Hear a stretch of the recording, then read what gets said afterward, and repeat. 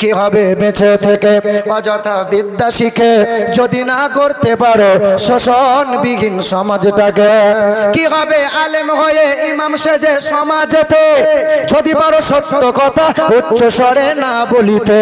চাকরির ভয় করো যদি ছেড়ে দাও ইমামতি, কি হবে ধোঁকা দিয়ে আল্লাহকে?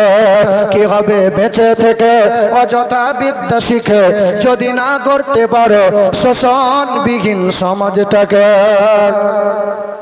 কি হবে নামাজ রোজা ইমানদারের বড়াই করে? কি হবে নামাজ রোজা ইমানদারের বড়াই করে যদি ওই খোদার কোরআন পড়ে থাকে নর্দমাতে?